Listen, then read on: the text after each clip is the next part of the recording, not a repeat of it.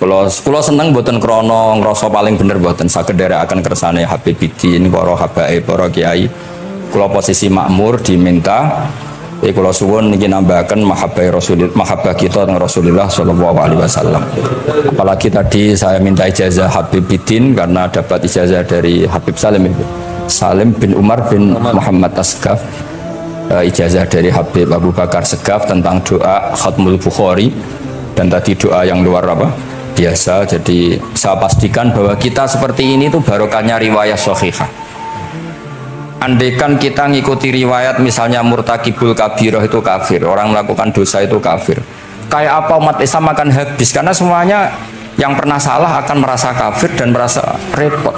Ini barokah ahadisus syafa'ah, barokahnya pokoknya akhirnya semuanya punya harapan nanti ketemu Allah itu untuk syafaat. Barokah duwe harapan, mereka tetap jaga iman, jaga kebaikannya, enak menowo, semua itu bisa menghapus kesalahan.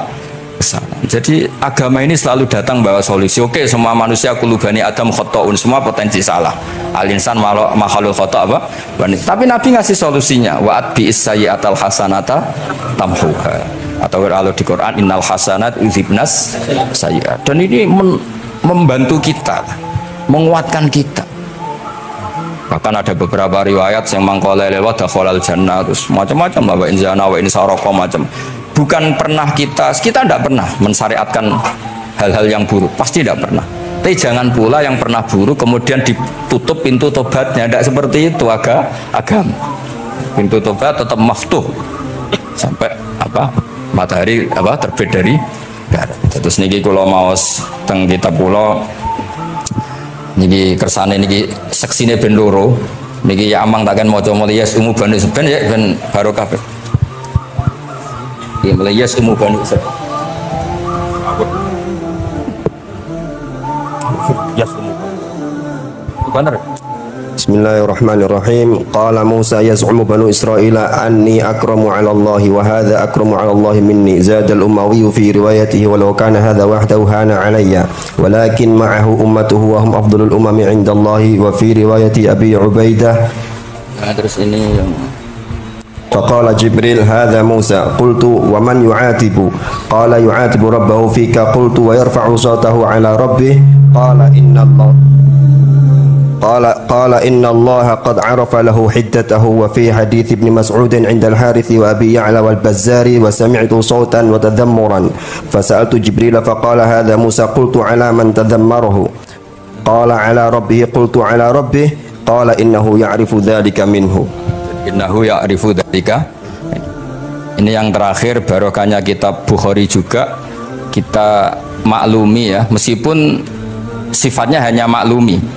Kalau ada orang satpam, macak satpam sholat, petugas SPBU ketika dengan seragam SPBU gini apa? Sholat. Meskipun kita yakin berpakaian ahsanil ahwal, kados jubah, amamah itu sunat, kita yakin seyakin-yakinnya. Tapi barokahnya Imam Bukhari, kemudian kita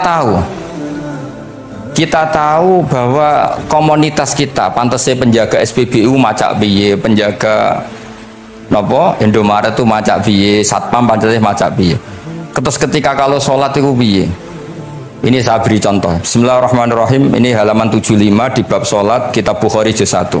Haddatsana Ahmad bin Yunus, haddatsana Asim bin Muhammad, haddatsani Waqid bin Muhammad an Muhammad bin Munkadir qol shalla Jabirun fi izarin qad aqadahu min qibali qafahu wa thiyabuhu mawdu'atun alal misjab. Qala lahu qailun tusalli fi izarin waqid qal inna ma sana'tu dzalika yarani ahmaku misluk wa aina ma kana hu saubani ala ahdi Rasulillah sallallahu alaihi wasallam. Jadi Jabir itu sholat sarungan tok, ora kelambenan, ora nganggo kethu, ora nganggo popo, kak sarungan tok ditalekno gulune. Lah era tabiin wis salate wis resmi-resmi. Lho jenengan sahabat kok salat ngoten. Ben wong koyo kowe roh, nak salat ngene iki wis sah. Nah barokahnya itu kita ngerti auratul rajul itu kayak apa. Andai kan tidak ada peristiwa itu, maka pakaian yang dipakai Nabi dan sahabat dikira syarat sahnya salat. Sehingga semuanya harus seragam seperti itu. Tapi barokahnya pernah ada sholat seperti itu, kita tahu mana auratul rajul yang harus ditutup ketika sholat. Itu ya barokahnya riwayatnya Imam Bukhari. Terus Dan terus beliau meriwayatkan, qalat Ummu Hani iltahafan Nabi sallallahu alaihi wasallam bisaubin wa khalafa baina tarafaihi ala atikaihi. Terus ini ada riwayat lagi an Umar bin Abi Salamah annahu an-nabiyya yusalli fi thawbin wahid fi baiti Ummi Salamah qad alqa tarafaihi ala atikaihi. Oke, jadi kita sepakat sholat yang baik pakai ahsanis siap, pakai formal, tapi tetap ada standar siapapun boleh sholat dengan pakaian yang asal nutupi aurat. Barokahnya ada riwayat seperti itu.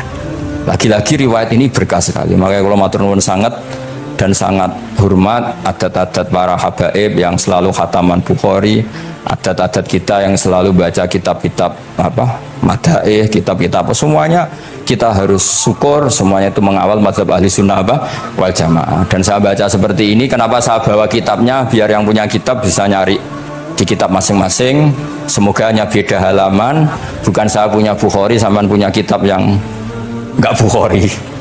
Maksudnya tuh dua ini buku ini ngomong.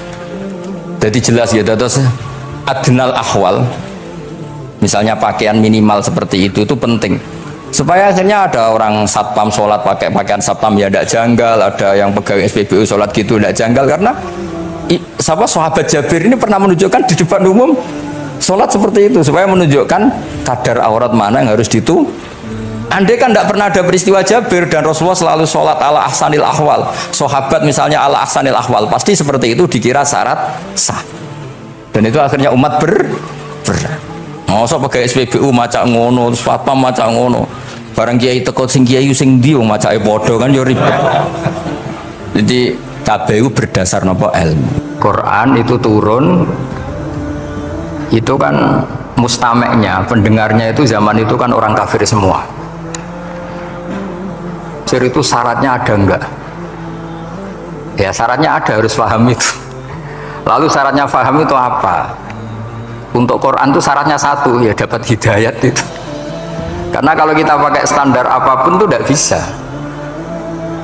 Karena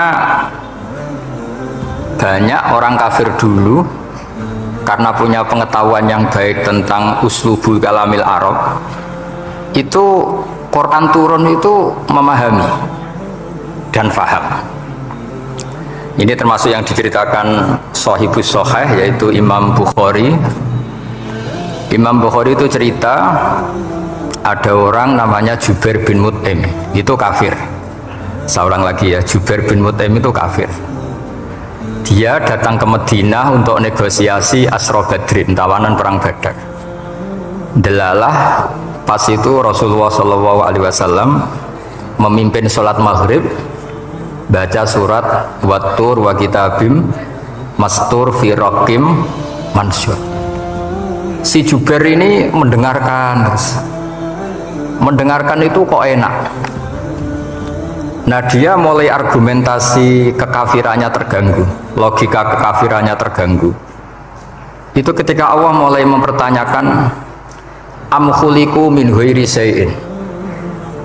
Kalau kalian merasa Tuhan, mbok kamu itu merasa hidup tanpa pencipta. Ya sudah, kalau kalian merasa Tuhan sebagai subjek, sebagai aktor sejarah, kalian harus khuliqu min ghairi syai'in. Manusia itu diciptakan tanpa pencipta. Atau amhumul khaliqun, atau kalian memang pencipta. Lalu kalau kalian pencipta, pertanyaannya Allah, am khalaqus samawati wal ard, apa kalian semua atau mereka yang kafir itu pencipta langit dan bumi? Terus bala yuqinun, pasti mereka tidak pernah berpikir sebagai pencipta langit dan bumi.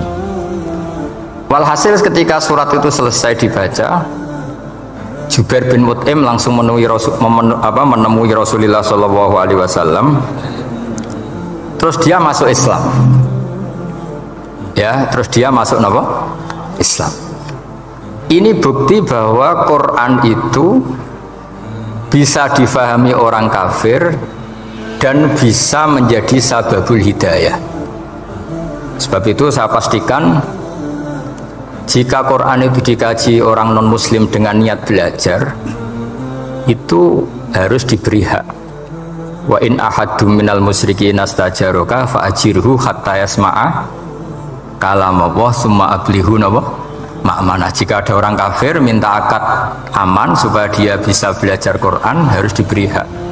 Karena awal-awal Quran itu saking fasohahnya, saking jameknya, saking jelasnya, bahkan aslama Umar mergo bistimaihi atau bisamaihi ayat Al-Quran. Wa kadzalika aslama Jubair bin Mut'im juga ketika mendengar ayat Quran.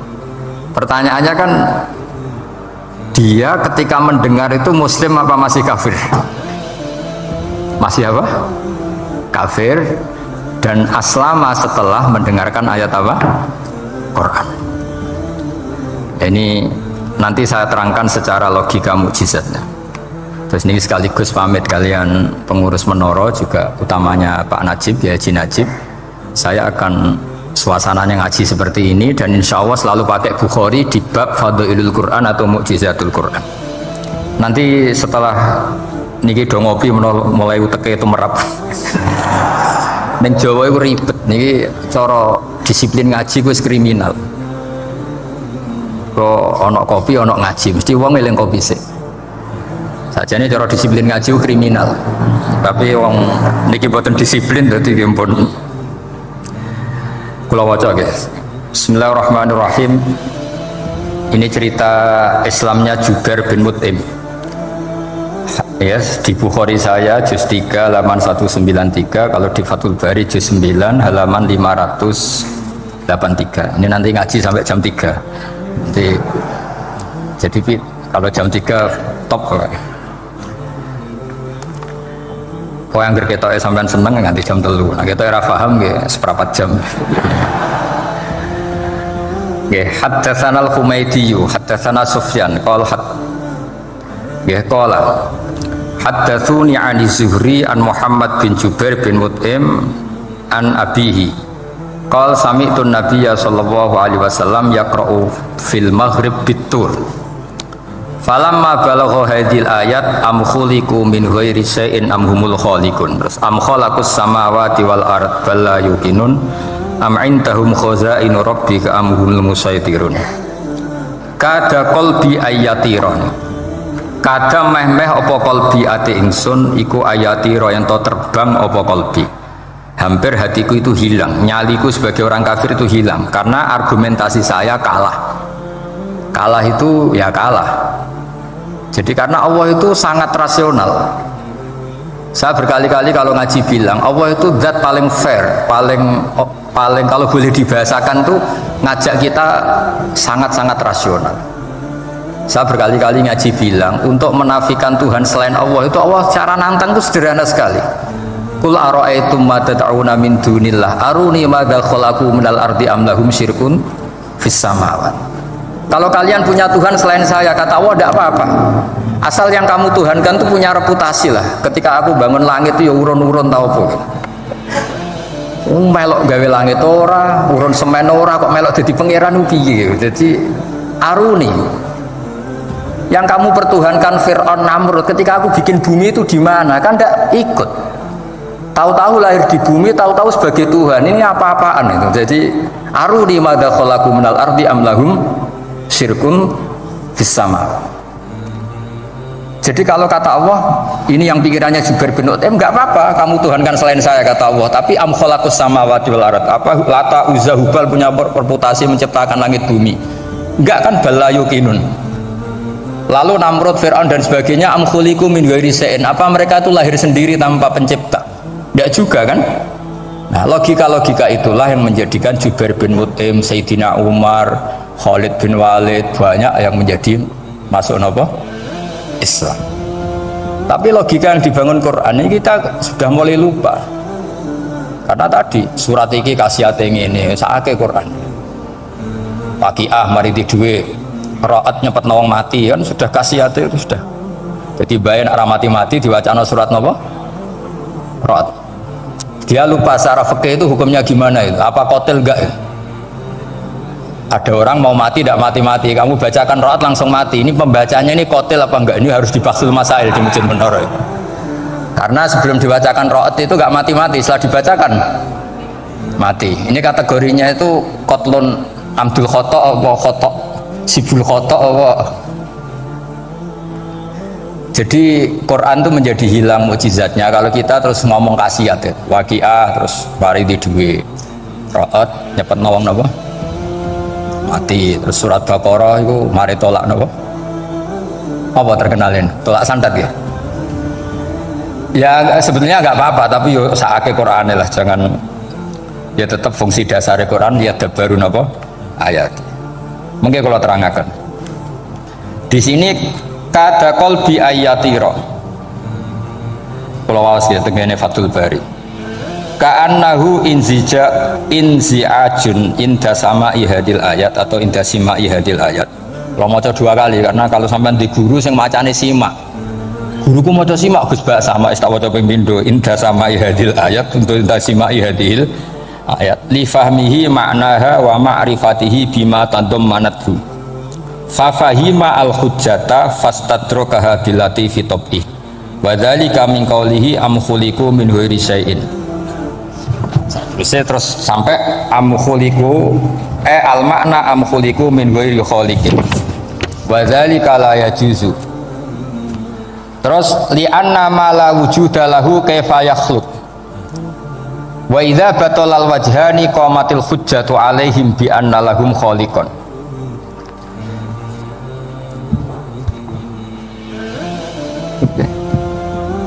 Wah, aneh-aneh. Jadi kegiatan ya.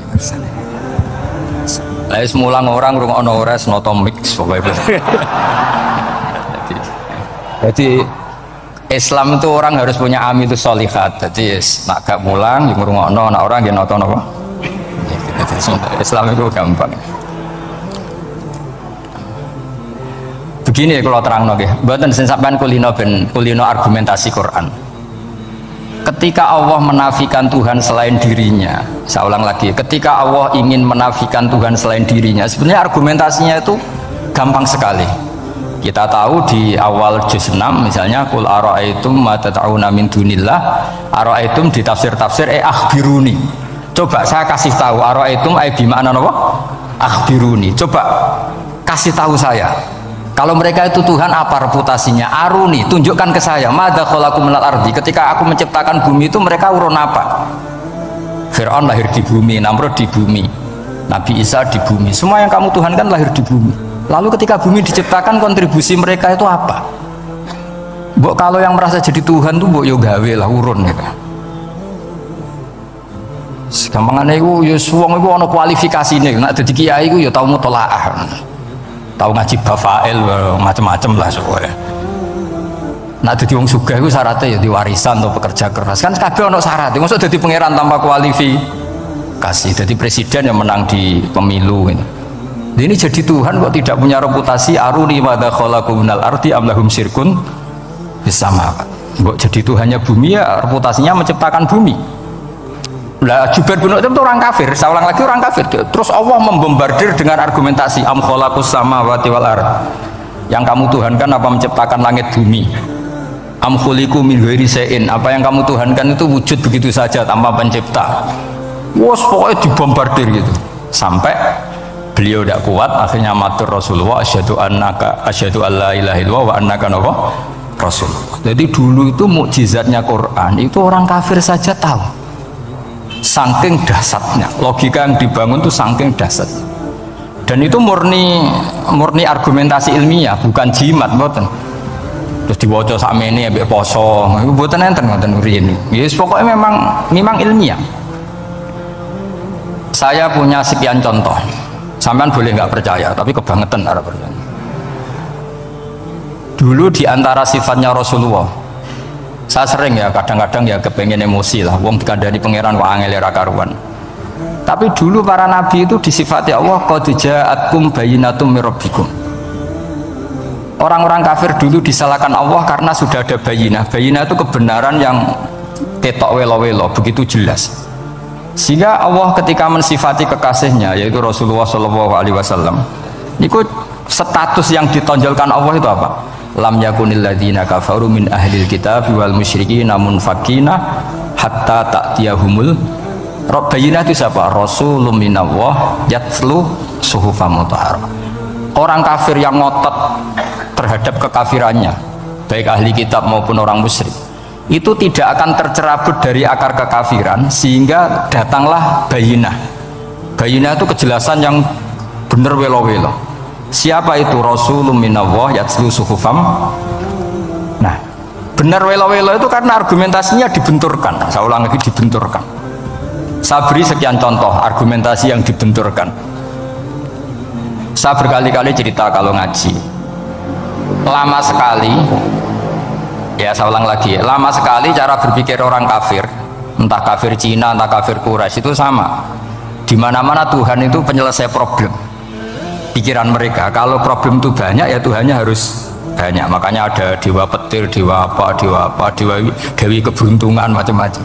Di orang kafir jahiliyah juga sama. Ini Tuhan spesialis hujan, ini Tuhan apa, sesuai fungsinya. Sehingga ketika Rasulullah itu datang membawa konsep satu Tuhan, mereka protes. Disebut aja'alal alihata ilahau wahida inna hadza la syai'un ujab. Masa Tuhan satu, padahal problem kita ini banyak. Inna hadza la syai'un ujab, ini aneh. Tapi Nabi secara telaten adu argumentasi.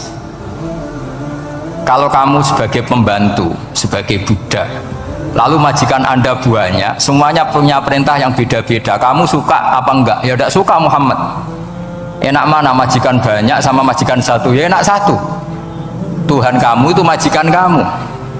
Kalau Tuhan kamu majikan kamu, kalau Tuhannya banyak, perintahnya beda-beda, habis kamu. Ya sudah, Tuhannya satu saja. Itu namanya bayinah. Bayinah itu argumentasi yang enggak terbantahkan.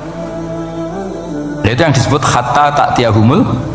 Itu disebut doroba wa matalar rojulan fihi syuraka umutasyakisuna wa rojulan salamal lirojul hal yastawiyani masalah alhamdulillah. Jadi ketika mereka dijak argumentasi, oke mat, kalau majikan banyak tuh gak enak, enak majikan satu. Wa rabbukum sayyidukum, Tuhan kamu itu majikan kamu, maka enak satu. Oke Muhammad, kita terima konsep itu. Alhamdulillah akhirnya mereka Islam. Nah sekarang enggak, berjuang ngamuk ya. Dijak logika itu rapati gelem. Nah, begitu juga tentang syarik. Saya berkali-kali kalau ngaji cerita, saya sebagai manusia mungkin atas nama hati saya sering tidak ikhlas, tapi atas nama ilmu itu saya ikhlas terus, nggak pernah ada ikhlas atas nama ilmu. Saya beri contoh, sampai aku pengen ikhlas permanen, meskipun aku potonganmu ora ikhlas, tapi ini latihan, jenenge latihan. Nah ini saya beri contoh, nanti setelah pulang ngaji ini pasti ikhlas, secara ilmu paling enggak. Ya saya ulang lagi secara, nah hati itu roh hati banyak kepentingan lah jenenge hati. Lama sekali kita ikhlas mengatakan ini putih, ya kan? Kertas ini putih apa hitam? Putih. Kamu ikhlas gak? Ikhlas kan? Gak ada yang bayar kan? Kamu mengatakan putih kan gak bayar. Terus peci saya ini orang pasti sepakat ini hitam. Dan lama sekali orang mengatakan ini hitam tanpa ada yang gaji. Nah kenapa kita ikhlas? Karena memang faktanya ini putih, sehingga kita katakan putih. Peci hitam faktanya juga hitam, sehingga kita katakan. Pertanyaannya, kenapa ketika Allah kamu katakan Tuhan, kamu udah ikhlas? Padahal kamu mengatakan ini putih-putih, gak ada yang gaji juga mau. Alasannya apa? Karena ini fakta. Gitu. Sekarang Allah Tuhan itu fakta apa enggak? Fakta. Loh kenapa untuk mengatakan Allah Tuhan kamu nunggu opah? Loh itu ngawur tau cara ilmu. Boten ngawur boten. Ngawur kan? Harusnya kalau mengatakan fakta itu yang ikhlas. Putih kita katakan putih, hitam kita katakan hitam, meskipun nggak ada yang bayar. Nah itu ilmu. Maka kalau kita dengan ilmu nyembah Allah mesti ikhlas. Ya Allah memang kau Tuhan ya tak sembah. Atas nama ilmu loh, saya ulang lagi, atas nama. Tapi kalau atas nama hati, Gusti nggih nyembah lah, Gusti nyuwun opah lah. Kalau ini kan maksudnya aku ya piye, jadi ribet.